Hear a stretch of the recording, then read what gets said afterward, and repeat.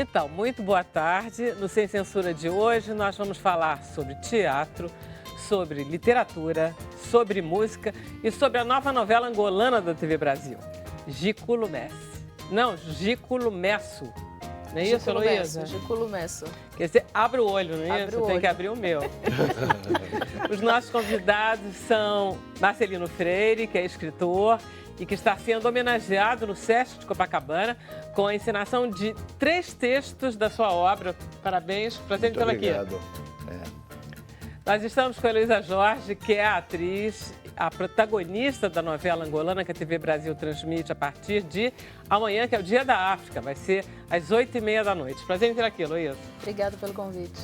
Joyce Moreno é cantora e compositora e faz amanhã o show A Palavra e o Som no Espaço Cultural BNDES.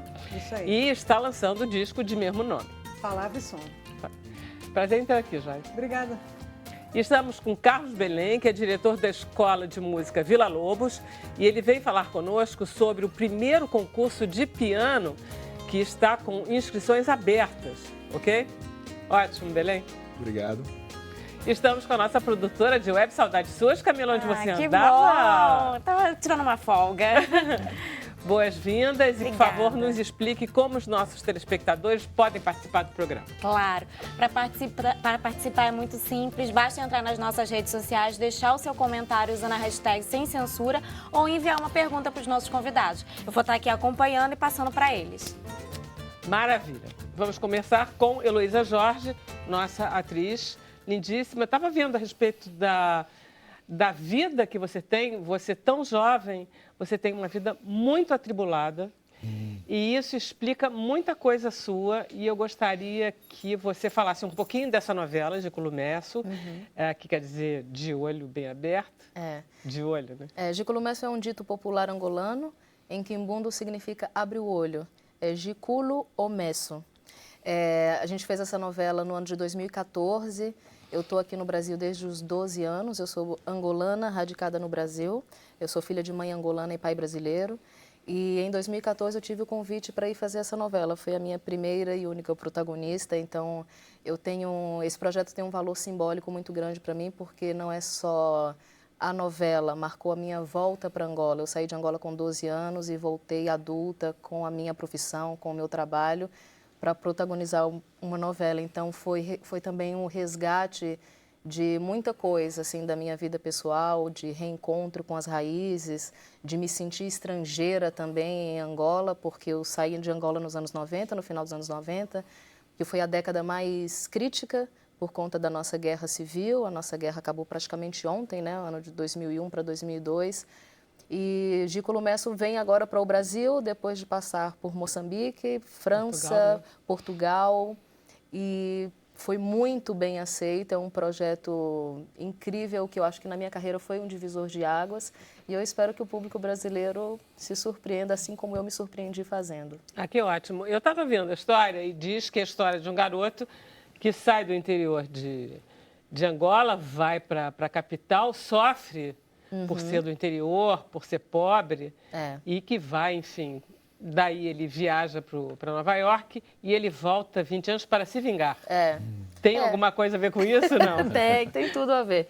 Na verdade, o Giculo Messo ele traz a história do Joel Capala, que na primeira a novela foi dividida em 2 fases.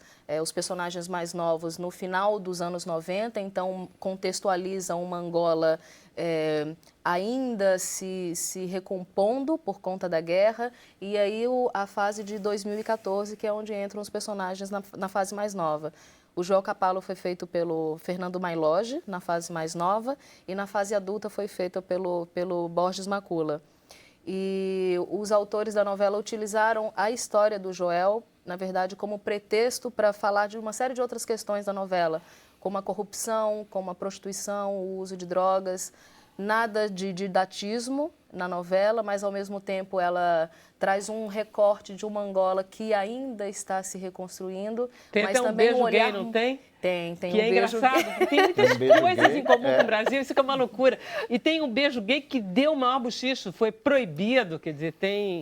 A gente ficou sem a novela no ar quase uma semana. Aí. E o que gerou uma pressão internacional muito grande, por conta, né, porque Nós somos um país muito conservador e nós falamos dessa questão de uma maneira muito tímida, às vezes jocosa e às vezes muito perversa também. Então, acho que o Gículo Messo, de alguma forma, colocou o dedo na ferida nessa questão, por conta da forma como os personagens acabam. Eu não posso falar muito, porque senão eu vou entregar a história. Vai dar spoiler, todo mundo aqui vai aqui nem começou. Mas eu acho que foi uma maneira da gente refletir sobre essa questão, né? Quantos dos nossos irmãos, dos nossos familiares, dos nossos filhos e, né, pessoas muito próximas ou não conseguem ser elas mesmas em Angola. E, né, a gente fala, mas Angola é um país assim, mas aqui no Brasil também. Angola e Brasil matam homossexuais. Você viu bem isso. Né? Deixa eu mostrar um pedacinho do vídeo, porque aí eu quero falar um pouco de você também. Vamos ver o vídeo, Emília. Máximo, Jamila. Sério? Estás muito bem.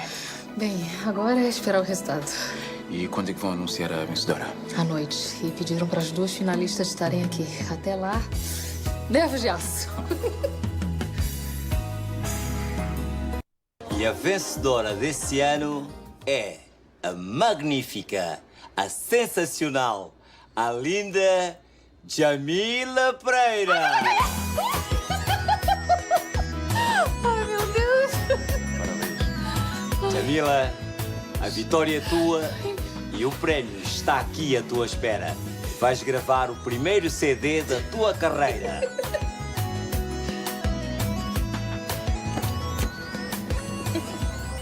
Ai, eu tô tão feliz, ainda nem acredito que ganhei a Voz de Ouro. Lançar um CD é coisa grande, coisa séria. A tua carreira agora vai começar. Vamos comemorar. Entra pelo menos para beber uma cervejinha. Não, eu já dei o meu apoio. Agora vai ter com o teu primo, que ele está à tua espera. Não aceito um não. E se calhar o meu primo nem tá em casa e eu quero agradecer tudo que você fez por mim. Eu só dei o meu apoio, Jamila. O talento é todo teu.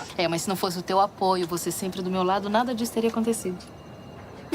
Obrigada, Greg.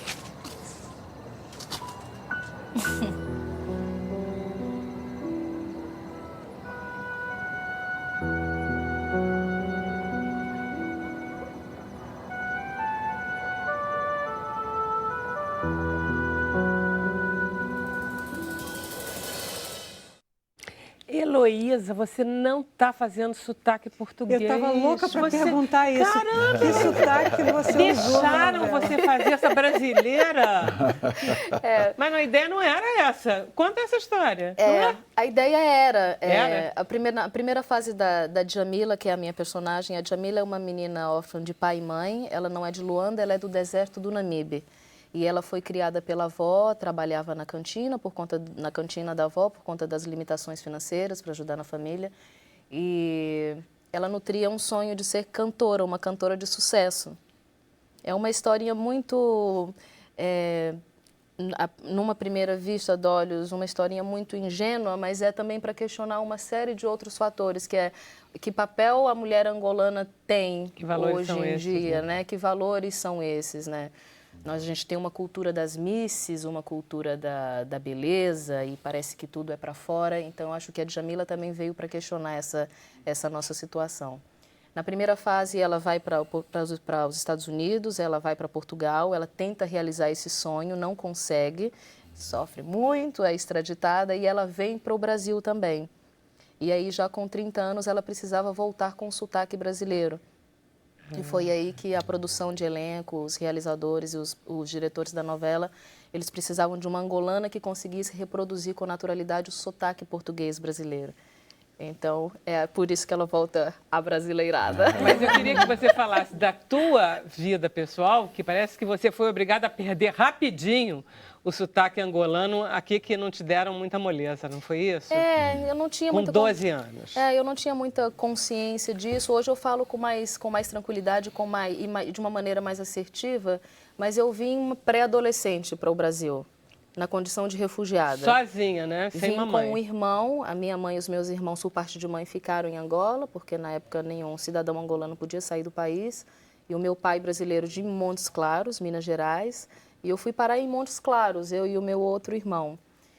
E a questão do sotaque foi um empecilho para me inserir, né, com os amigos, pré-adolescente. Adolescente, a gente quer se sentir aceito. Quer ser igual que nem todo mundo, né? E eu sempre tive muita facilidade de imitar. Então, eu virei uma mineirinha rapidinho. Já deixou de ser. E foi assim que eu perdi o sotaque muito rápido, muito por conta dessa necessidade de inserção. E o sotaque vem sempre que eu quero, sempre que eu preciso. Você domina dele, ele agora, né? É. E aí você foi para a Bahia. E aí eu fui com 18 anos, eu fui para Salvador fazer artes cênicas em 2003. Optei por ser atriz, quis colocar isso como a minha profissão. Em Montes Claros eu já fazia parte de grupos de teatro, já viajava pelo interior de Minas também com esses grupos, mas ainda era uma coisa de escola. E depois com o tempo eu fui percebendo que eu queria isso como a minha profissão, como uma forma de vida. E foi em Salvador que eu comecei a trabalhar como atriz desde 2003. A gente tem no Brasil Minas Gerais tem a fama de ser um estado muito conservador, muito careta, muito mineiro, sempre, sabe, muito desconfiado, né? Você sabe daquele jeitinho.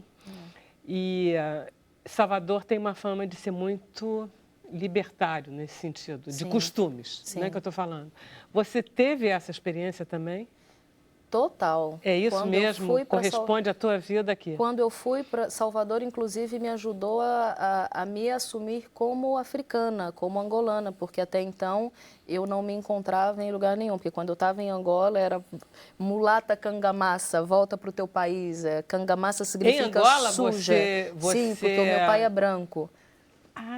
Então tinha uma coisa de ser mais clara do que os meus colegas. Então eu não era angolana o suficiente e quando eu cheguei em Montes Claros eu era africana. Então eu sempre me vi nessa condição de em cima do muro e parecia que eu não pertencia a nenhum dos dois lugares. Mas aí, com o tempo, a maturidade e a vida em Salvador foi me mostrando que estar em cima do muro, pertencer a esses dois lugares é a minha natureza, sou eu, e negar qualquer uma delas é negar o meu pai, é negar a minha mãe, é negar o que eu sou. E Salvador, eu acho que me deu esse empoderamento, me deixou um ser humano muito mais consciente do que eu sou.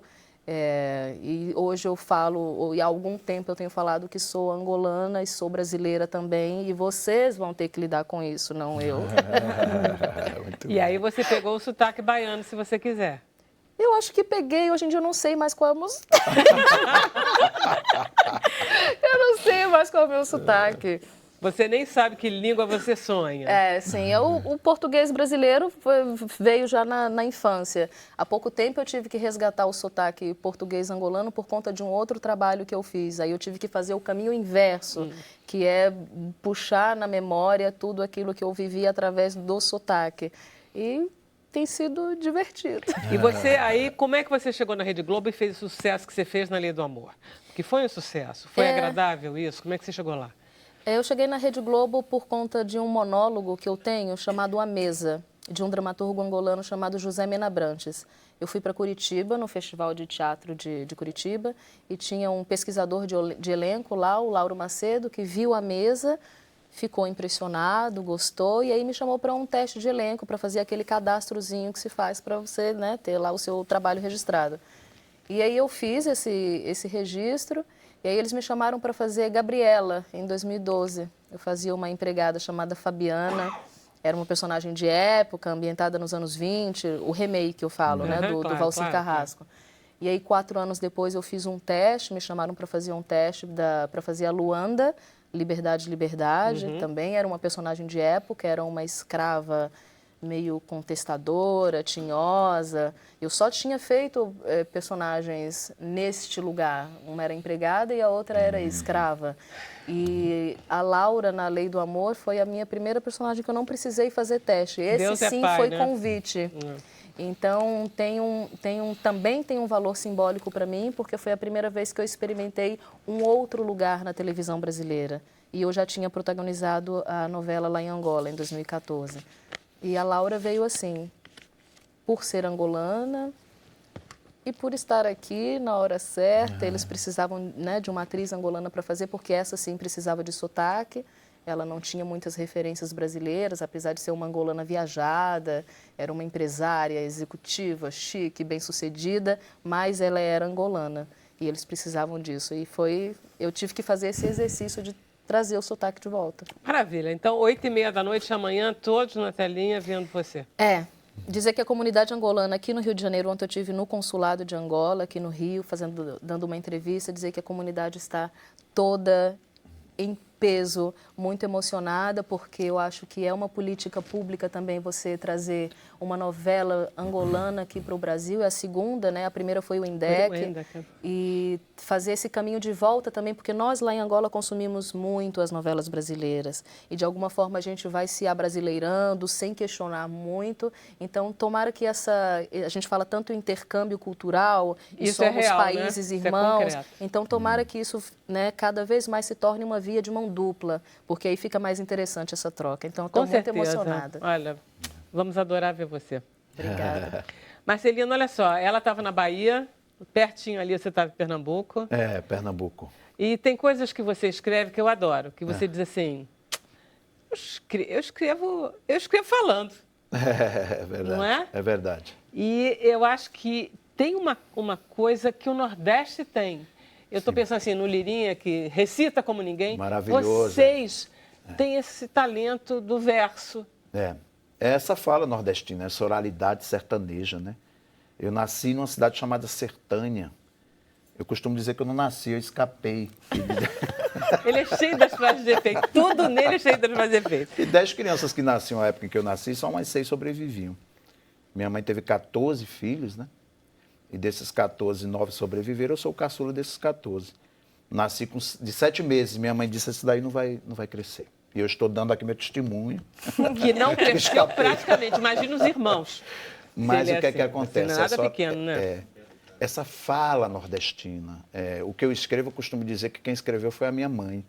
A fala, uma mulher muito para fora, né? Uma mulher que a alma dela falava pelos cotovelos, né? Então, eu bebi muito nessa fonte, bebi muito nessa agonia, nesse vexame, nessa ladainha. Então, é uma casa sempre com muito barulho, sempre com muita fala, com muita voz, né? Tem uma coisa, porque a história da infância da Heloísa, que não foi brinquedo, a tua também não foi brinquedo, não porque foi. Você era um pouco... E, engraçado, você era um pouco um marginal excepcional na sua família? Você era o diferente. Por que era? Sim, porque onde eu fui primeiro respeitado como escritor foi em casa. Até então viram que eu não servia para nenhum esforço físico. Então, se me mandasse capinar, me mandasse ajudar minha mãe na feira, eu derrubava as frutas. Um inferno. Mas eu era bom para escrever as cartas da casa. Aí. Então, era aquele que escrevia as cartas. Minha mãe tinha que dar notícia para Sertânia, para dizer que estava tudo bem no Recife. Porque eu saí de Sertânia com 3 anos de idade, a minha mãe e a família toda. Nós fomos para Paulo Afonso, na Bahia, e depois a família toda foi para o Recife. Eu cheguei ao Recife com 8 anos de idade. Então, eu tinha muita carta para escrever. Comadre Gertrudes, né? Aí a minha mãe me colocava sentado numa mesa e começava a ditar as coisas que ela precisava contar para a comadre Gertrudes. O que é que eu fazia? Eu floreava, fazia aquela carta bonita. E aí, quando a minha mãe, quando eu terminava de escrever, ela eu lia. Ela pedia para você ler. Lia, aí ela se emocionava. E aí ficava melhor ainda. Ficava melhor ainda. E eu fazia aquela fala, aí citava uns poetas, umas coisas. Ela dizia, minha mãe dizia, quem é esse Manuel Bandeira? Eu digo, não, mãe, deixa que fica bonito. Deixa. Então eu ficava... Muito bom. E lia também a Bíblia. Sabe quem era assim? José de Alencar era isso. Era? Dentro de casa. Ele contava histórias como ninguém, a família, todo mundo, as amigas das mães tinham paixão por ele. Claro, porque eu acho que tem muito isso. Eu fui descobrindo que tem muito poder em casa, assim, porque eu escrevia as cartas, eu podia inventar, eu lia a Bíblia todo dia de manhã, então eu inventava milagre. Minha mãe dizia, Jesus Cristo fez isso, eu disse, fez. Ninguém estava lá para conferir, não é? E também, uma coisa importantíssima, eu lia também as bulas de remédio da casa inteira. Então, o nordestino tem 2 coisas ele tem. É uma farmácia com todos os remédios para as dores do corpo e um oratório com todos os santos para as dores da alma. Então, qualquer coisinha tem remédio para ler. Então, eu li aquelas letras pequenininhas, palavras difíceis. Minha mãe gostava de dizer, oh, meu Deus, esse menino é muito inteligente, porque umas letras pequenininhas com as palavras muito difíceis. Então, eu começava a dizer quantas doses que eles tinham tomado os remédios. Então, olha o poder que aquela pessoa que é aparentemente frágil tinha na sua casa. Você era o mais novinho. Era o mais novinho. E se eu lesse uma bula errada daquela, pense o estrago que era. Então eu descobria que tinha muito poder, né? Quando vinha assim uma prima muito chata, eu dizia, olha, tome 3 doses de Lexotan ao dia. Mentira que você não fazia isso, Marcelino, você está inventando. Eu tenho certeza que não tinha Lexotan. Mas, enfim, posteriormente a gente ajeita a realidade. Deixa eu ir para o intervalo, na volta a gente continua conversando com você. A gente vai para o intervalo, sem censura, volta já, ok?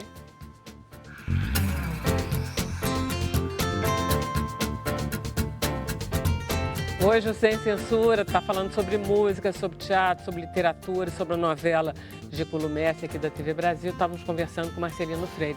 Mas vamos perguntar para a Camila se nós temos comentários, perguntas? Temos uma curiosidade. A Jussara Martins, ela quer saber se tem alguma característica marcante na novela angolana. Porque ela diz que o povo brasileiro vê muito novela brasileira e latina. Será que eles vão gostar da novela angolana? Tem alguma coisa assim que diferencia Eles uma da gostaram outra? da Wendek? O Indec eu acho que teve uma visibilidade bem bacana aqui no Brasil, foi muito comentada, inclusive as pessoas falavam, por que produções africanas, por que a gente não tem tanto acesso a produções africanas? Eu acho que as pessoas vão... acho que satisfazer um pouco a curiosidade que elas têm de Angola. Eu acho que a novela, de alguma forma, vai atualizar as informações, porque a gente fica também com um recorte muito folclórico, muito estereotipado, diria até mítico, do que é o continente africano. E eu acho que Giculo Messi vai sanar aí algumas dúvidas, seja a nossa música, a nossa forma de falar, os calões, né, que a gente chama de gírias, e fora... Enfim, eu não posso falar muita coisa. As pessoas falam na África, às vezes, como se a África fosse uma país. Coisa só. É porque, na verdade, talvez haja muito mais afinidade do que com alguns países latinos, inclusive, no sentido... Com Angola, com certeza. Pois é. Com certeza. Falta só a gente descobrir, né? Angola, a gente Moçambique. cultiva isso pouco. Você sente que o brasileiro conhece pouco Angola? Sim, mas e por conta também da educação que a gente tem aqui no Brasil. As leis de reparação, há pouquíssimo tempo, em 2003, que falou-se que seria obrigado as escolas públicas e privadas a ensinar a história da África, a história dos povos indígenas, né, em 2009, com a outra lei. Então, assim, as informações estão sendo atualizadas há pouquíssimo tempo. Nós, lá em Angola, eu falo com muita tranquilidade que a gente tem muito mais informações do Brasil do que o contrário. Sim. E muito por conta também de que a mídia transmite aquilo que a gente já sabe, né? O calão de fome, miséria e doença parece que para por aí. E o continente é muito vasto e com uma diversidade cultural muito grande. Então, o Giculo Messi é um recorte de África, mas é um recorte angolano. Então, é importante falar que essa novela é uma novela angolana, não é uma novela africana. Exatamente. Né? Porque nós somos muitos e nós somos de diversas formas. Começa lá no Cairo, vai até a cidade do Cabo. Coisa dessa. Marcelino, vamos falar um pouquinho dos espetáculos que estão no Sesc? Vamos. Porque senão a gente vai contar a sua vida, que é muito boa. Muita história. E a gente não vai dar o serviço que a gente precisa trabalhar. Isso. Vamos lá. Então, Sesc Copacabana está com uma espécie Occupy Marcelino Freire. Que coisa, né? Então, ocupação mesmo. É uma porque ocupação tem mesmo, é um mês inteiro. Oficina, Isso. tem sarau. Exposição, tem sarau de poesia e tem 3 espetáculos. Isso. Vamos lá, os espetáculos. Hoje mesmo tem um sarau, eu, o nosso querido Chacal e o Mano Melo, né, às 19 horas. Corro daqui para lá e corram vocês também. 3 peças de teatro, Um Sol de Muito Tempo, que é a partir de contos meus sobre a velhice. O Wilson Belém juntou esses contos, né, ele está fazendo um espetáculo, um monólogo. Tem o Balé Ralé, né, do Teatro de Extremos, que é um grupo que pegou os meus contos, digamos, mais de temática homossexual e colocaram, né, lá, ocupando, lá no Sesc Copacabana. E tem também o espetáculo Contos Negreiros do Brasil, com os meus contos com a temática sobre o preconceito, etc. Enfim, então são esses 3 espetáculos, mais o sarau, mais a ocupação lá na biblioteca do Sesc. Agradecer muito a toda a equipe, todos os atores, todos os grupos que estão participando dessa ocupação. Você quer ler todo mundo aí, não? Eu queria dizer o nome dos diretores, muito importante, né? Não, pode dizer todo mundo. Todo mundo aqui. Vamos aqui, gente, meia hora para a gente seleção, ler. Olha aqui, ó. Veja bem. Agora eu quero dizer o seguinte, as pessoas acham que o escritor ou morreu ou está para morrer. Aí quando eles me falaram que estavam fazendo a ocupação, eu disse, gente, será que eu vou morrer? Não é? Porque uma ocupação já a essa altura do campeonato. Mas você é tão novo ainda. Eu estou agora com 50 anos com cara de 49, né? Não, bem, muito né? menos. Graças a Jesus, amém. Olha aqui, a Wilson Belém, concepção e atuação, né? Um querido que está fazendo um sol de muito tempo. Temos aqui o Balé Ralé, tá vendo? Olha aqui, ó, de quinta a sábado, 20h30, domingo às 19 horas, né? Teatro de Extremos, a direção é do Fabiano. Eu tenho que passar aqui, olha aqui, ó. Fabiano de Freitas, concepção e direção. E aqui, Contos Negreiros do Brasil. É sexta e sábado, 19 horas, domingo às 18 horas. É sobre escravidão? Questão de preconceito, na verdade. Em geral. É preconceito Social. contra o nordestino social, contra o pobre, contra o analfabeto, contra o negro, contra o gay. Então, é um espetáculo nesse sentido. Evidentemente, eles se concentraram, né, na temática... Agora, esse primeiro espetáculo, como é que é o nome dele? Um Sol de Muito Tempo. Sol de Muito Tempo. Ele são contos teus que eles leem na íntegra, quer dizer, não é... Eles interpretam, todos eles, eu vi os dois, né? Eu vi o Balé Ralé e vi o Contos Negreiros do Brasil, eles usam vários contos de vários livros meus, na íntegra, né? E também colocam, evidentemente, ali uma linha condutora desses contos, né? Com textos do próprio grupo, a direção também. E são bem diferentes, são? São bem diferentes. Deixa eu mostrar, porque a gente tem um pedacinho de cada um, né, Emília? Vamos ver? Olha aí, Contos Negreiros do Brasil. Aí estão esses 3 atores. Esse espetáculo é contundente. As pessoas se emocionam, choram assim de assistir. Está lá em cartaz, né? Ali é o Balé Ralé, que eles dizem que é um espetáculo hardcore, punk, né? Então tem uma linguagem assim muito, muito viva, né? Com um elenco extraordinário. E agora o próximo... não, ainda é aí o Contos Negreiros do Brasil. Contos Negreiros. Que tem ali é o Wilson fazendo um sol de muito tempo. Ele mesmo foi lá nos meus livros e procurou os contos, né, que falam de velhice e tal, de abandono. Aí está ele em cena. Aliás, ele está em cartaz hoje, hein? É de terça a quinta-feira. E eu vou assistir amanhã. Amanhã eu estarei lá para ver. Maravilha. Porque foi o único espetáculo que eu não vi. Foi o dele. Vou dizer agora, olha aqui, eu tenho com uma papelada aqui para não esquecer ninguém. Um Sol de Muito Tempo é de terça a quinta às 20 horas. Tá. Balé Ralé, quinta, sexta e sábado às 20h30, domingo às 19 horas. Contos Negreiros do Brasil, sexta e sábado às 19 horas, domingo 18 horas. Quer dizer, a gente pode realmente escolher o horário para te... E eu estou coordenando uma oficina de literatura, viu, que começa amanhã, mas ela já está esgotada. Uma oficina de criação literária que começa amanhã no Sesc também, que faz parte da ocupação. Soltando a Língua. E aí é para as pessoas interessadas em literatura, que querem produzir um livro, que querem desbloquear um texto, estão com romance lá, não sabem o que fazer, um livro de contos com poesia, a gente conversa. Maravilha. Eu queria que você... Vou te dar um texto seu, Sim. Porque eu acho que você é um bom ator de seus textos. Vê se você consegue ler. Vamos lá. Que é esse aqui, é Dar Luz. É ou esse aqui ou o outro. Vou ver aqui um dos dois. Escolhe aí. Porque eu tenho certeza que você vai ler muito bem. Tem um momento que ele diz assim, porque ele foi premiado, ele ganhou o Jabuti praticamente 2 vezes, né? Então ele diz assim, eu não escrevi contos, não. Eu escrevi gritos, queixas. Mas aí ele cansou de gritar no ouvido dos leitores. Eu acho muito boa essa ideia, de você cansar de gritar no ouvido do leitor, porque é verdade, né? As pessoas que você lê, digam, cara, tá gritando. Você sabe que a minha mãe, quando ela estava muito feliz, cantava Luiz Gonzaga. Olha só. Eu dizia, a minha véia está com dinheiro só porque estava cantando. Mas quando ela estava muito, muito agoniada, ela gritava, dava vexame, falava. Viu? E os meus personagens são calcados nessa fala da minha mãe também no teatro, que eu queria muito ser ator. Então, eu escrevo pensando num ator. Daí a minha felicidade de ter uma ocupação dessa, né? Esse aqui é um texto que você me deu aqui, é do Dar Luz, que eu vi isso na TV uma vez, uma mulher que foi flagrada dando os filhos, no momento que a equipe de televisão chega. E ela só falava isso, dei. Mas minha senhora, a senhora deu seus filhos? Dei. Aí eu queria saber o que tinha entre um dei e outro, e fiz isso. Vou ler um trechinho. Dei José... Dei Antônio, Maria, dei, daria e dou. Quantos vierem? Nem bem chorou? Show! Eu não posso criar. É feito gato, não tem mistério. É feito cachorro de rua, rato no esgoto. Moço, quem cria?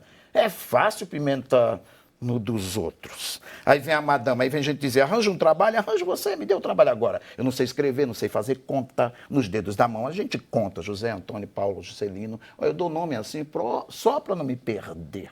Quem mais? Evoé, Evandro. Agora, filho é para largar mesmo. Dizer que dá um peso no peito. A consciência chumbada, que nada. Vem você morar nesse buraco. Vê você dar um jeito no mundo, repartir seu quarto. Olha, esse olho é irmão desse. Veja Maria, pôs Jesus no mundo, mas é filho do Espírito Santo. O pai largou. E por aí Que lindo, eu adoro isso. Eu escrevo porque eu compacto com minha mãe. Eu sei que é ela que está falando aqui. Sabe agora o que eu vou fazer agora com a comida? Esse tatatá é a minha palavra. Muito bom, cara. Vamos lá, Carlos Belém, você vai ter que fazer um concurso do piano tão bonito quanto a música dessa letra. Conta lá o que é a Escola Vila Lobos. Vamos começar pela escola? O que é a Escola Vila Lobos? A Escola de Música Vila Lobos, ela é um equipamento do Estado, da Secretaria de Estado de Cultura, e ela nasceu espontaneamente com essa missão, e principalmente por ser um órgão público, um equipamento do Estado, com essa missão de propiciar o ensino da música a quem dificilmente teria por condições econômicas e tudo mais. Então, e até o que se diz, a melhor definição é que ela não é uma escola de música popular, mas ela é uma escola popular de música, e ela nasceu assim. E eu fico sempre muito grato com essa oportunidade de atualmente ser o diretor, porque, na verdade, isso aconteceu comigo. Quer dizer, a única possibilidade de eu iniciar os ensinos... Você é pianista. Eu me graduei, eu estudei violão, fiz bacharelado, fiz graduação na escola de música, me formei em composição, regência e sou produtor musical há vários anos, produtor artístico. Mas a minha vida musical, meu primeiro ensino formal de música foi na Escola de Música Vila Lobos, porque era a única que era possível para minha família. Tinha uma taxa simbólica, até hoje, né? Trabalha com cursos gratuitos, oficinas e cursos inteiramente gratuitos e alguns pagos, e foi a única possibilidade que eu tive. E isso já são quase 40 anos atrás, são mais de 30 anos atrás. Não parece. Eu, assim, pré-adolescente, descobri, olha, ali na Ramalho Ortigão, você vai lá e tal, aí a gente... E ali começaram meus estudos formais, e não parei mais. Depois eu retornei na década de 1990 como professor e coordenador, convidado pelo diretor da época.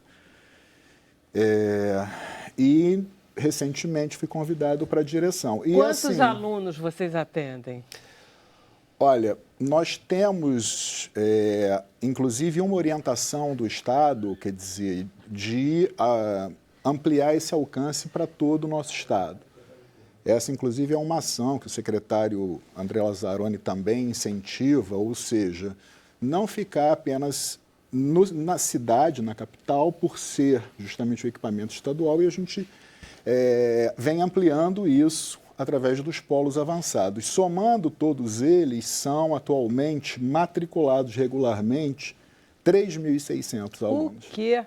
São 3.600 alunos de música no estado do Rio de Janeiro. E isso, os que conseguem vaga, né? Porque porque nós temos a matriz, né? Onde tudo começou, aqui no centro do Rio, e os polos avançados, que já temos Miracema, Conceição de Macabu, Teresópolis, que inaugurou recentemente, Búzios, Paracambi, são 650 alunos matriculados. Acabamos de fechar o convênio com Cachoeiras de Macacu, estamos em negociação com Casimiro de Abreu. Então, assim... O que é? Segundo grau ou já é a graduação? Não, a gente é uma escola, até o Ministério da Cultura e o Ministério da Educação classificam como uma escola. O Ministério da Educação entende como uma escola técnica, mas ela é uma escola estruturante, é uma escola de base. Nós temos o curso Formação Musical inteiramente gratuito para crianças a partir de 9 anos e temos o curso técnico regulamentado pelo MEC, que pode ser concomitante ou consecutivo, em relação ao ensino médio, e temos os cursos livres, né, que são cursos, esses para quem tem 13 anos em diante mesmo, 13 até 80, 90, etc., em que não existe nenhum pré-requisito, basta a pessoa ter o e aí interesse são cursos em de estudar. quê, Belém? De que você... Esses cursos livres... São porque todos os praticamente todos os instrumentos, tanto os chamados, né, mais da área da música popular, quanto os naipes da orquestra, todos, né, violino, contrabaixo, violoncelo, os metais, enfim, todas as cordas, metais, percussão. Existe um histórico canto, né, tanto canto lírico quanto popular, e nós temos um histórico de percussão sinfônica no Rio de Janeiro, é uma grande escola que começou com o Edgar Roca, que era o chamado Bituca, que foi um grande mestre, e todos praticamente... Você conhece, Joyce? Sim, ele é conhecidíssimo. Ele, inclusive, assim, foi da orquestra da TV Globo muitos anos. Exato. E do Municipal também, né? Eu acho que no Rio de Janeiro, talvez quase 90% dos percussionistas das orquestras, né, das nossas orquestras, tenham tido sua origem lá. Da Vila Então, Lobos. assim como tivemos durante muito tempo nomes muito fortes na área de canto, por exemplo, Paulo Forte foi professor de lá, e assim, é um leque muito grande, Guerra Peixe, Paulo Moura, vários instrumentistas de sopro estudaram a Carlos Malta e tudo mais, foram alunos do Paulo Moura lá. Quer dizer, tem um lado bem erudito, Odete inclusive, né? Ernst Dias também foi professora lá, não foi? Eu de flauta? não me lembro, assim, eu não saberia dizer... assim, Posso estar não enganada, coincidiu, né? Que tem não toda uma geração coincidiu de comigo. flautistas de Não é Unirio, alunos. não, Joyce? Não, A acho que Odete não. Eu acho que não. pode Achava ser de que lá, era na né? Vila Lobos mesmo, mas eu posso estar enganada. Não sei. A Unirio tem uma característica, todo mundo que eu conheço que fez a Unirio, eles têm uma valorização do choro brasileiro, que eu fico muito impressionada na Unirio. Vocês têm alguma coisa, você já falou da excelência na percussão. Não, historicamente. Pois é. Mas não é a principal. A principal característica da escola e naturalmente, ela nasceu com essa missão do atendimento de massa, de propiciar o ensino musical a todos, né, de facilitar o acesso a todos. E ela nasceu naturalmente plural, naturalmente democrática. Isso é natural, não foi colocado por ninguém. Nós temos lá assim, todas né? as idades, todas as religiões, todos os estilos. Então, numa sala você tem ensaio de música de câmara, orquestra sinfônica. Na sala ao lado você tem um estúdio com uma banda de jazz e tem um grupo de percussão que desfila, já ganhou até estandarte em carnaval e assim vai. Essa é a grande paixão. Eu viajo o Brasil inteiro por conta de projetos de música e assim, eu não vejo no Brasil nenhuma escola exatamente nesse perfil. Que bom, então você adora a muito escola libertária mesmo. também, muito livre. Nós temos alunos que, por exemplo, poderiam estar em universidades e não estão porque eles acham que ali é mais isso, mais livre, menos, obviamente, menos acadêmico e tudo mais. Carlos Belém, deixa eu ir para o intervalo. Claro. Na volta você fala do concurso. Sim. Não é? Então a gente vai para o intervalo. No próximo bloco é o último. Sem Censura volta já já.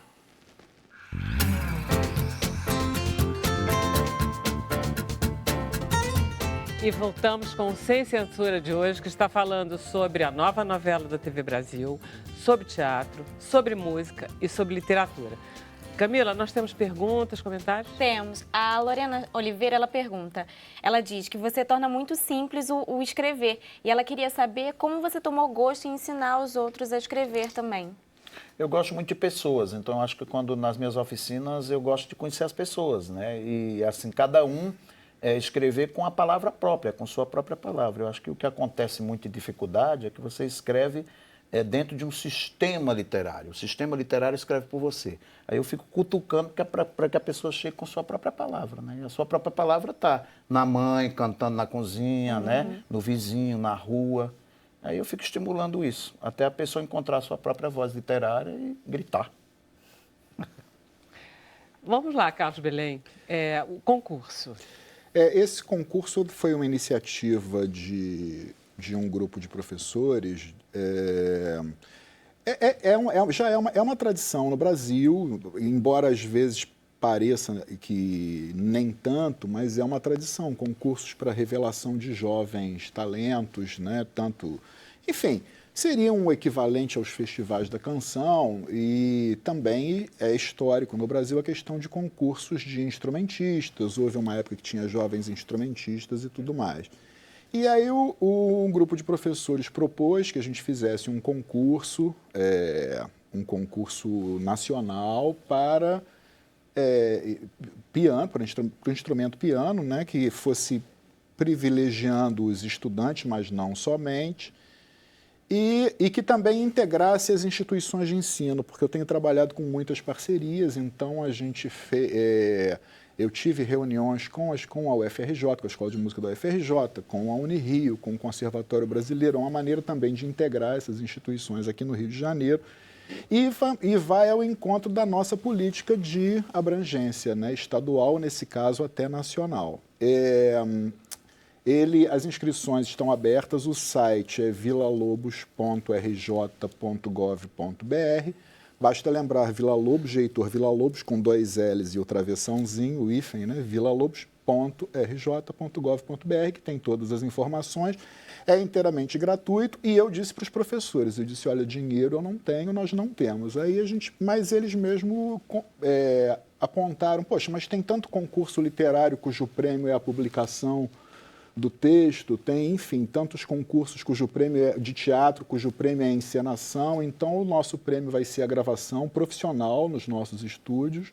Os pianistas premiados vão ter a gravação do seu trabalho em registro profissional e uma turnê justamente com Sala Cecília Meirelles, no auditório da Escola de Música. Né? É muito bom para o Brasil inteiro, inteiramente gratuito e, inclusive, dividido por idades. A primeira faixa é até 9 anos. Olha que fofo. Depois nós temos de 10 a 12, de 13 a 16... E aí vai até 25 anos, que é, digamos, o perfil mais... promissor.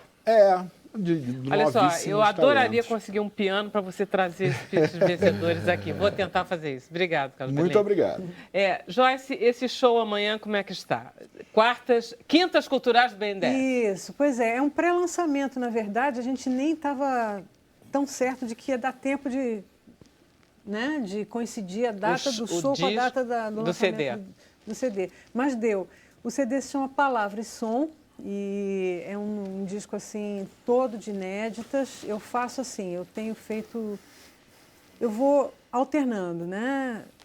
Eu gravo um disco de inéditas, aí passo 2, 3 anos gravando, porque tem muita demanda no exterior para discos novos meus. Então aí eu faço também meus discos de intérprete, de arranjadora e tal, aí canto uma obra de alguém que eu admiro, enfim, faço a minha leitura das coisas, né? E aí vem o disco autoral, que é o xodó sempre, porque aí vem o disco da compositora, né? E eu sempre tenho que dar esse espaço de tempo, porque a gente vai compondo e chega uma hora, eu sou meio compulsiva na composição, eu faço música direto. E gosto de parceiros também, então estou sempre, não só parceirando comigo mesma, que é o caso desse disco na maioria das coisas, né? São 13 músicas, 10 são só minhas e 3 com parceiros, mas eu gosto também dessa interação com o parceiro, né? Então não tem tempo ruim, eu estou sempre topando tudo com os parceiros todos. Então fica uma produção enorme e você tem que separar, né, o buquezinho de canções para que venham as canções que combinam, que tem a ver e tal. No caso desse disco agora, Palavra e Som, que saiu no Japão no ano passado, mas eu segurei antes dele sair em qualquer outro território, que o Japão não vai chegar aqui, a edição de lá. O Japão é o teu xodó.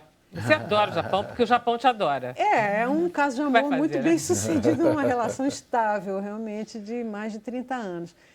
Mas, no caso, assim, lançar um disco agora, esse disco agora, Palavra e Som, na Europa, nos Estados Unidos, não ia ser legal. Eu queria que ele saísse primeiro aqui, sem ser no Japão, primeiro aqui. Tá. E foi uma decisão que se provou muito acertada, porque as músicas todas têm muito a ver com esse momento. São coisas que eu fiz no ano passado, e o ano passado ainda está valendo e ainda não passou, e as coisas estão acontecendo, né? Então, as músicas todas são canções que falam muito desse momento que a gente está vivendo agora. Então, eu fiquei muito contente do disco estar saindo agora, nessa hora, exatamente, com todos esses assuntos que eu queria falar.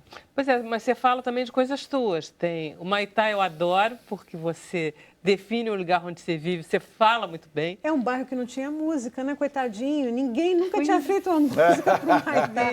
E o Hugo Suckman, um jornalista de música, amigo meu, ele falou, poxa, estou aqui fazendo um trabalho no Museu da Imagem do Som sobre os bairros do Rio, nosso bairro, ele é meu vizinho, nosso bairro não tem música. Eu falei, deixa comigo, eu vou fazer. E ficou muito linda, é uma música muito... O Mingus Miles and Coltrane, que eu adoro, porque é a história da música brasileira, quer dizer, da tua. É a fusão, né? É a fusão, o samba namorou o jazz e deu um samba jazz ali, né? Mingus, Miles e Coltrane são ídolos da minha vida, assim como Tom Jobim e Noel Rosa também são. Então, essa combinação de coisa, né? A gente ama música, sempre fomos, né? No Brasil, nós sempre fomos isso.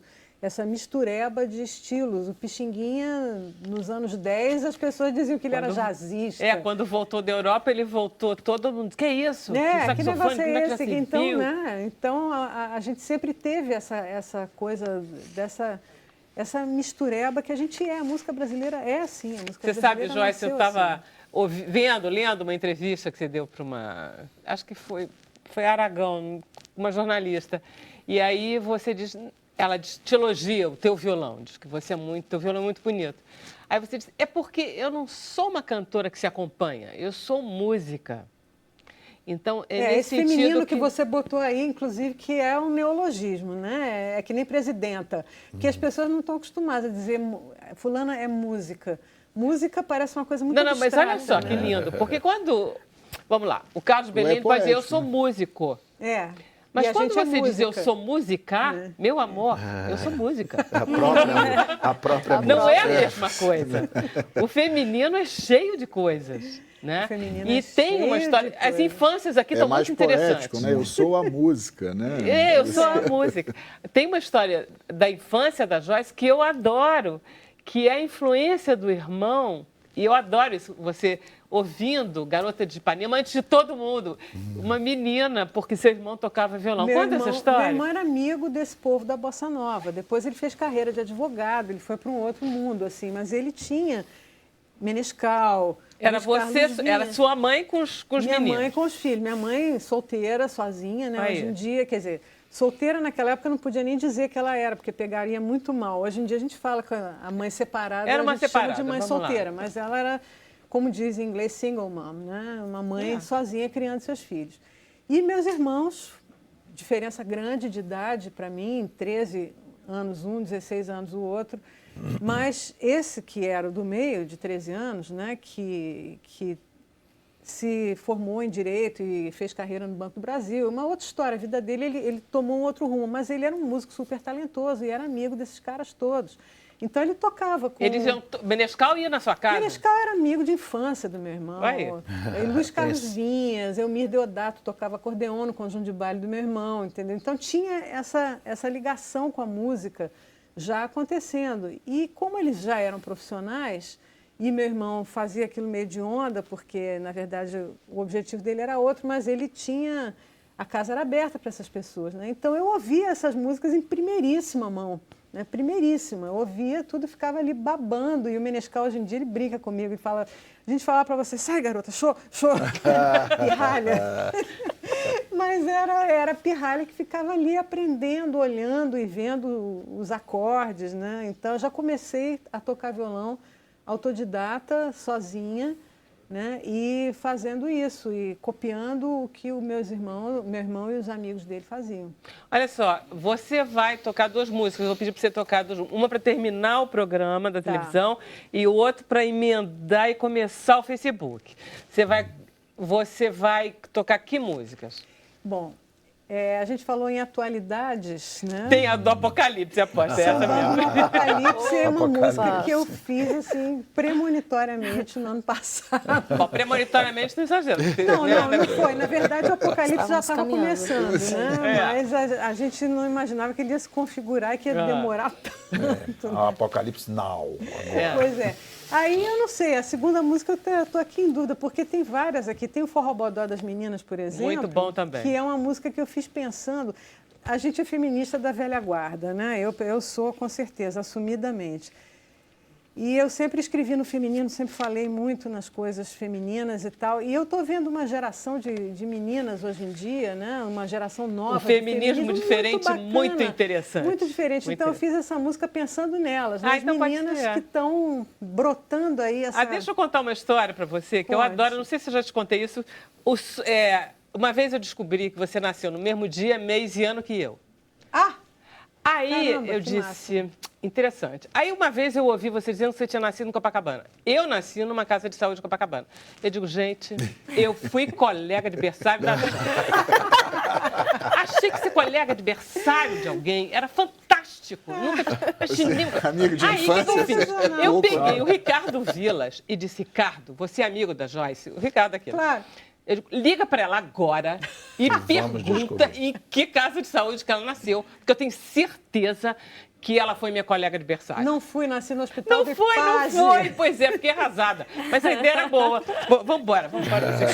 Eu fico muito feliz que sair um disco e, além de tudo, autoral, né? Porque eu sinto o disco material, né? A mídia. Um disco é um livro, né? Pro músico, assim, olha só, né? deixa eu terminar o programa do Carlos Belém. Olha só, queria agradecer muito a você. Muito obrigado. A você, a Joyce também. Muito que vai obrigado. nos brindar com a composição dela. Vocês que nos acompanharam de casa. Se você ficar na televisão, tem o cenário econômico do Adalberto Piotto. Hoje, às 11 da noite, tem um filme chamado Raça, ok? Agora, faz o seguinte, vem com a gente pro Facebook, tá? A gente vai ficar mais 15 minutos no ar e agora a gente vai ouvir Joyce e depois a gente vai ouvir a Joyce de novo. Então vamos lá.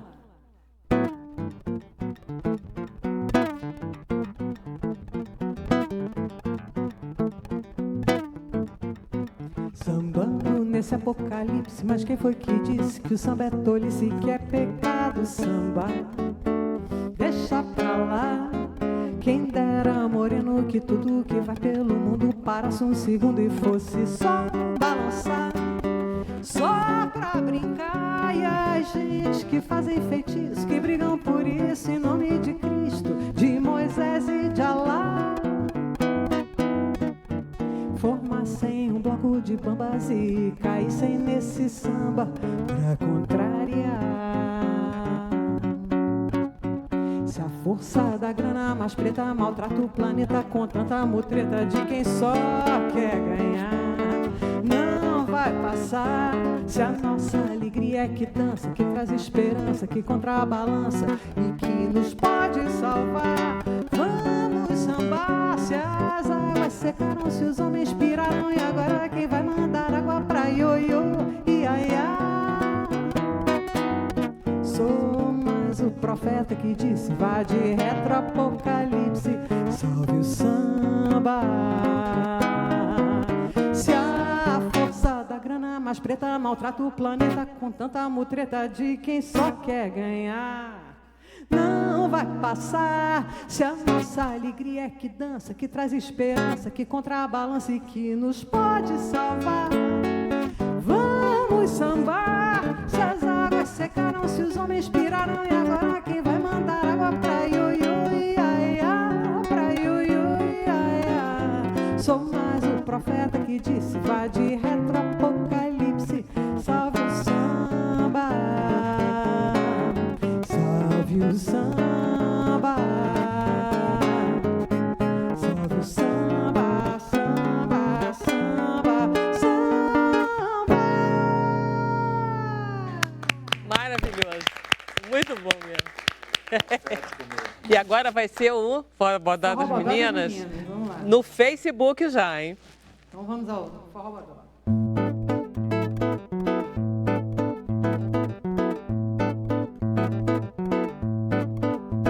Forró Bodó é só Forró Bodó, tem dó. Lindas, tão lindas meninas, tem de ser lindas e só.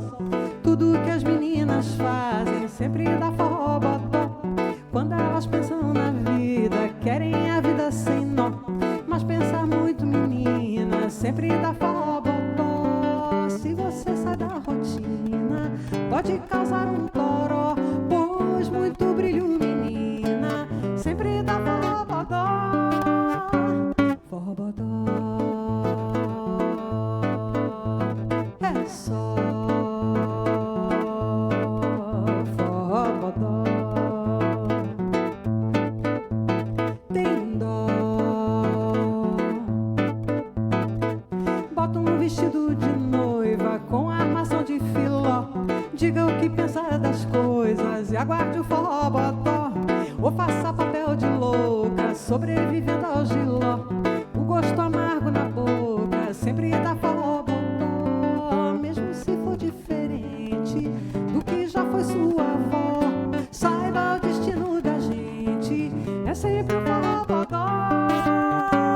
Forró bodó é só forró bodó. Tem dó, forró bodó. Eita nós, é só forró bodó. Tem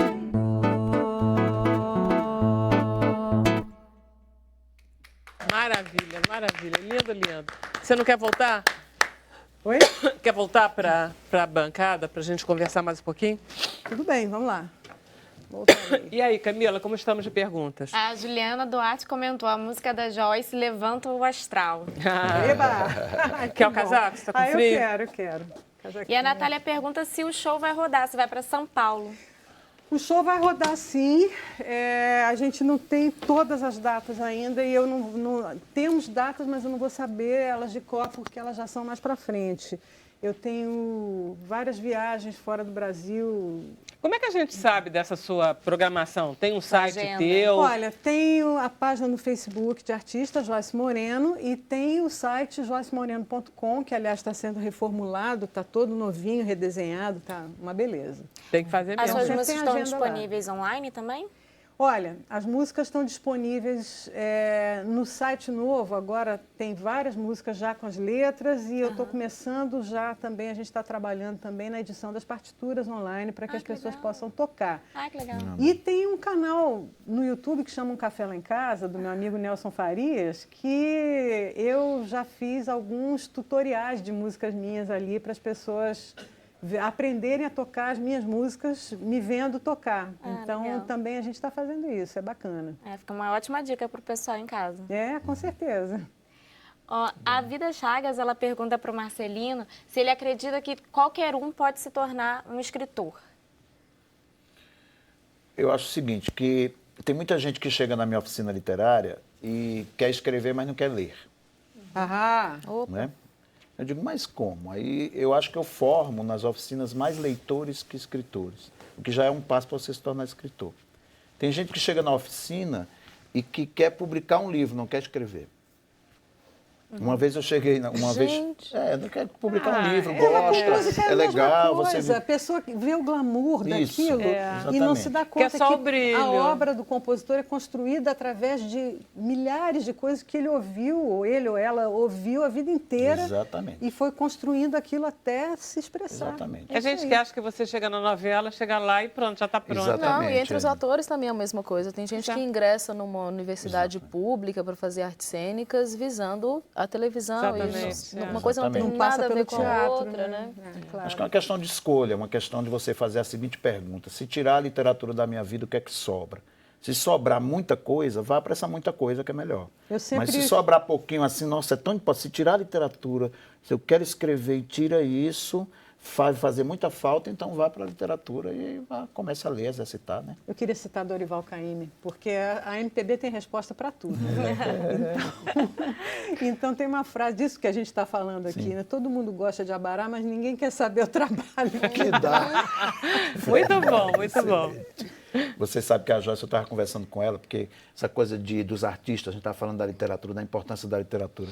Mas não é só o livro, né? Eu acho assim, um artista como a Joyce, eu lembro perfeitamente no Recife, e ouvindo o disco da Joyce, aquela homenagem que você fez ao Vinícius de Moraes, a gente estava conversando aqui, Pois né? é, aquele disco Um disco é lindo, perfeitamente, lindo. tá lindo, com as participações lindas. Então, os artistas, assim, Joyce, cantores, escritores, pintores, eles pegam na mão da gente ali no momento, né, em que a gente precisa desses artistas para compreender o mundo à nossa volta. Totalmente. O que é que ela totalmente. cantou ali, se não algo que pega um pouquinho desse momento aí, A explica arte um pouco para a gente. É sempre alimento, né? sempre alimento. É. O Yuri, ele pergunta se vai ter concurso para outros instrumentos. Espero que sim. Já houve uma edição dedicada ao violão, e isso já meados do 2000 meio da década de 2005, talvez.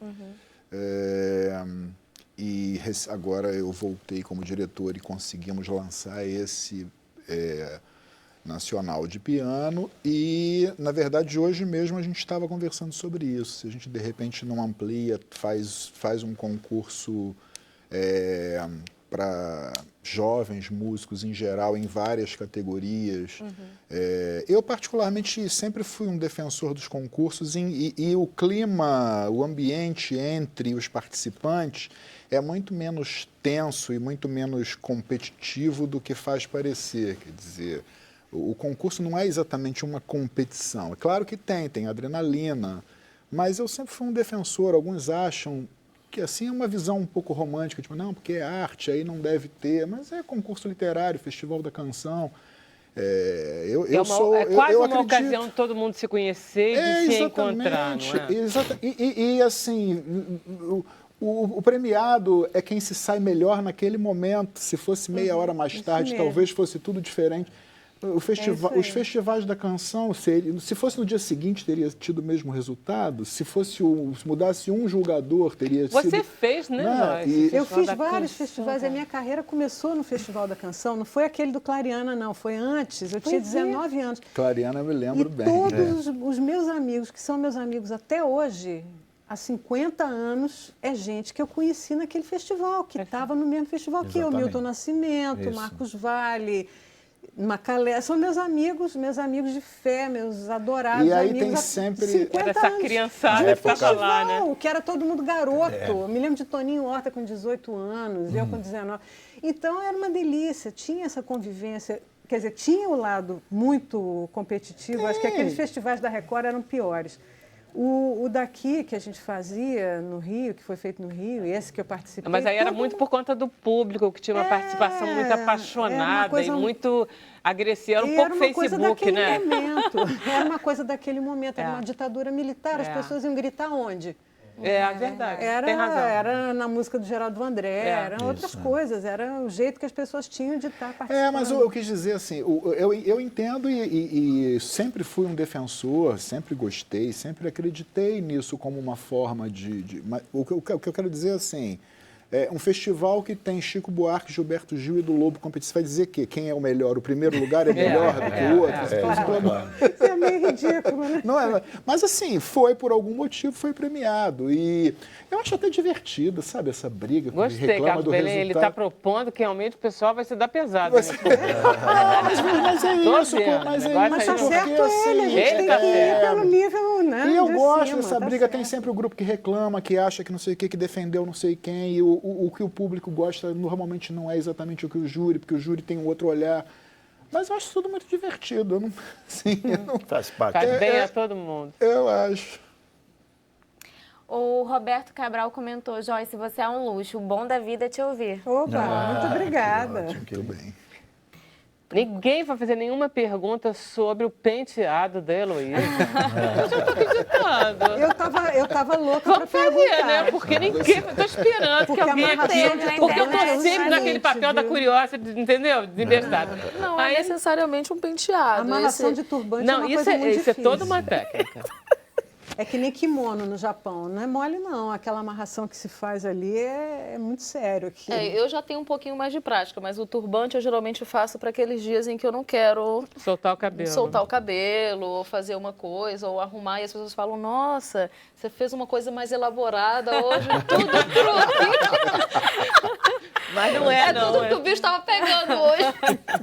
Acho que é muito elegante, né? É muito bonito. E eu acho que pelo dia de hoje também, eu vim de vermelho e preto, a bandeira de Angola, vim me homenageando. E essas coisas geraram uma polêmica tão sem sentido recentemente, né, de apropriação de coisas assim. Você vê Quem pode usar tudo. Mas eu acho que tem que gerar mesmo, porque a gente está num momento... A Joyce estava falando das novas feministas. Das novas feministas que estão vindo aí com força total. Eu acho que a gente está caminhando para um caminho do não silenciamento mais, né? Eu acho também. Não dá mais para você falar... Mas veja bem, então assim, embora eu não tenha me aprofundado tanto no assunto, eu fiquei com uma impressão assim, O problema não seria exatamente o contrário, seria quer dizer, esse querer usar determinado tipo de indumentária, determinado tipo de penteado, seja lá o que for, não é assim uma homenagem, não é também uma coisa simpática, não é mais bacana do que assim, eu não usaria isso de jeito nenhum, não seria muito pior?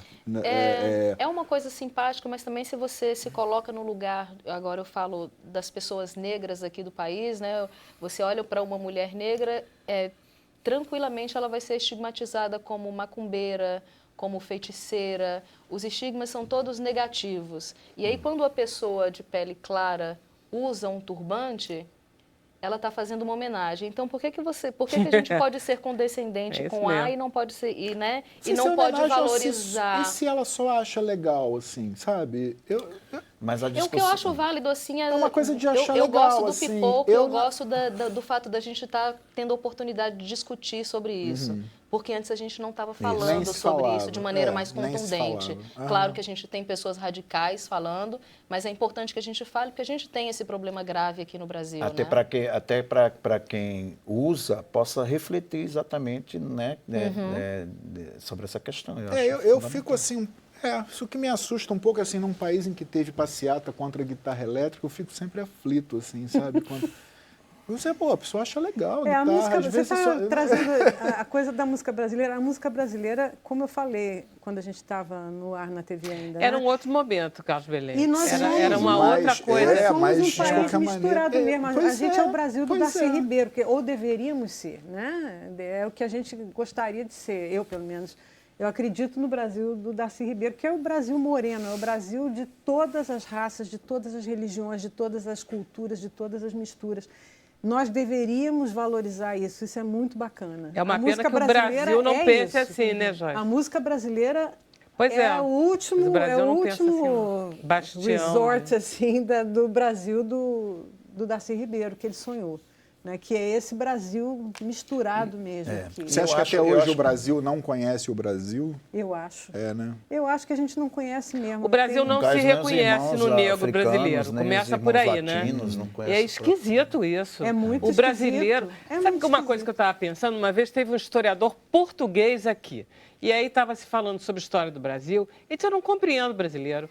O brasileiro fala do descobrimento do Brasil. Isso não pertence, eu já falei isso aqui, não pertence à história do Brasil. Isso pertence à história de Portugal. A gente repete histórias de Portugal. A nossa história começa com os índios aqui. Ela não começa com a chegada da caravela. Nós não somos eles nesse sentido. E aí, no caso, nós somos muito mais os negros, os índios e a mistura dos holandeses, portugueses que vieram. Mas a gente não se vê assim. A gente ainda se vê como se a gente fosse os portugueses. Sabe quando eu descobri que eu não era branca? Nos Estados Unidos. Eu na França. Né? Ali a gente descobre que nós, brasileiros... Não somos brancos, aliás, tem a famosa... Olha só, tem a famosa frase que eu adoro repetir, tem paixão, viva a Bahia, que é a frase do Jorge Amado. Ela foi um pouco adaptada no final, porque tem um palavrão, não pode. Eu aprendi lá na casa de Jorge Amado, que é branco puro na Bahia, quem? Negro puro na Bahia, onde? Somos todos mulatos com a graça de Deus. É essa a ideia do Jorge que eu acho ótimo. Nós somos todos mulatos. Começa com a Heloísa, passa pelo Marcelino, Jorge, todo mundo. Mas essa questão a gente devia gostar disso, você não acha, não? Isso é Darcy Ribeiro na veia. A gente devia gostar disso. Darcy Ribeiro é esse, povo brasileiro. Isso é que é bom. Mas essa questão que estava se falando da apropriação, eu acho o seguinte, que também tem um certo preconceito, não estou dizendo que você tenha feito isso, mas em relação assim, lá vem os negros reclamarem de novo, ou já vem os homossexuais falarem de novo. E lá vem as mulheres falarem de novo. As feministas. Tem que falar de novo, e tem que ouvir, e tem que prestar atenção, e tem que reconhecer que de fato tem uma questão aí que a gente tem que aprofundar. Eu vi um cartaz outro dia. Sabe? Porque eu acho que... porque para mim, eu sempre associei isso, assim, eu me lembro, quando eu era adolescente jovem, eu usava roupas de hippie, assim, eu achava legal. Claro, eu usava coisas de artefatos indígenas, eu achava legal, achava aquilo bacana. Achava bacana a cultura, achava bacana o que significava, achava bacana em mim. Então, talvez haja uma certa ingenuidade minha, que talvez eu prefira manter. De reconhecer que... Não, porque às vezes assim, a pessoa só acha legal. Assim como eu ouvia Beethoven, Elisete Cardoso e Paul McCartney, talvez seguido. Porque eu acho legal. Eu acho que você pode ser assim, sim. Mas eu acho que essa inocência, ela não pertence a todo mundo, não. Entendi. Gente, olha só, a gente vai continuar conversando, vocês vão embora. Foi uma pena, vamos ficar morrendo de saudade de vocês, mas a gente vai ficar e vocês vão embora. Ela parece aquela dona da casa, vamos embora já. Tem mais o que Até amanhã, até às 5.